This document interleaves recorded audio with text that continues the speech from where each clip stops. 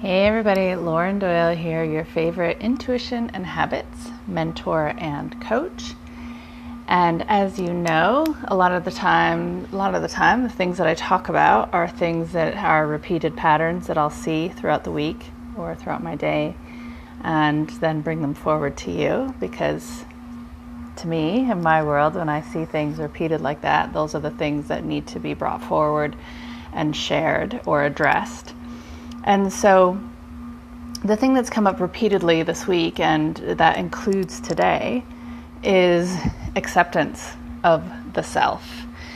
And what's so interesting about this is that, for example, yesterday it came up with a friend that there was pain in her life, or a piece of her life that keeps sort of like hatching at the surface and wanting to be addressed. And she's ready, she's done the work to be ready to start addressing that stuff. But there was all these fear pieces that were coming up. It's like, if she taps into that, if she opens that door, then it's going to be, she's going to be so overwhelmed by all of it that she's not going to be able to function in her day-to-day and maintain that energy and positivity. And my response to her was, and I'll share it with you, is that you have to, and I know I've talked about this in videos before, that you have to trust that when you accept those things, when you accept that that pain is real and you accept that that's a part of you, that's the time where it finally, you allow that, it's like it's filling up this vessel. And when you finally, accept that that's a part of yourself and that pain is real, that's what allows those things to transform and leave, and creates more space in yourself for more of that lighter, brighter self, or acceptance of that true self and that expansion of self. So those fear pieces can get in the way and keep you on this superficial surface of addressing things but not really addressing them. And until you can accept that those things are a part of you, and that things don't have to be bad or go wrong for you to accept that part of yourself.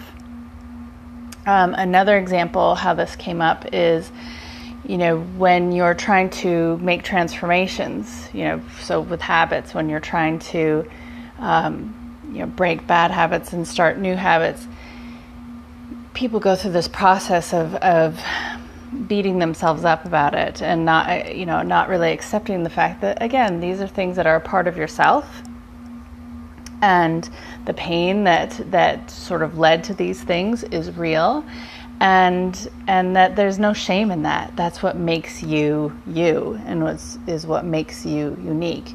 And so once you accept that piece of yourself, well, then you're not spending so much energy on suppressing or beating yourself up if you're not perfect every day, because you're not going to be perfect every day. So there's another one. And then another one came up today, which was, in success, like when you really want to be successful, what distinguishes people who reach this uber status of success, or are clearly on the road to that? So they don't even have to be there yet, but they're clearly on the road to that.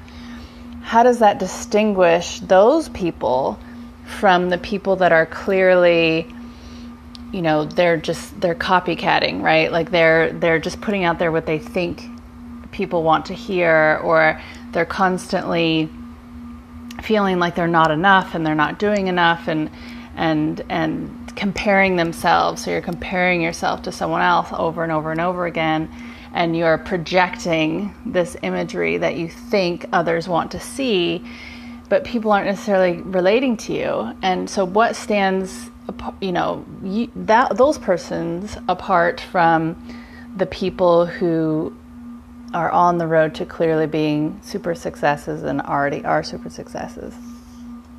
And what happens is people end up hitting a point where they have to accept that they are you, and the things that are unique about yourself are the very things that are the most scary, right? To sort of like be vulnerable about and put on the table. And the people who are clearly on the road to that super success or already are those uber successful people, they hit that point and embrace the very things that make them uniquely them, and then truly step into that and capitalize on it.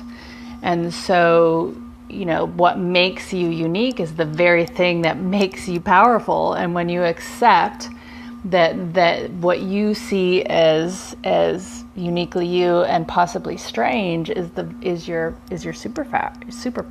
I can't even talk, it's so exciting.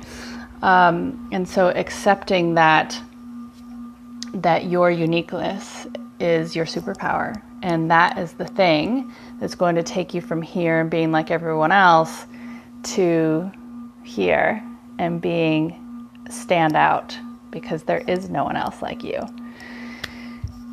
So, acceptance of self on all levels is a huge, huge, huge piece in transformation of the person that you want to become, in the transformation of habits and letting go of bad ones, and accepting the building of new ones, and transformation of success. If it's going to take you from the B-level game to uber A-level game. And so accepting that your uniqueness is really your superpower. So I will see you tomorrow, and as I say always, hope that helped you.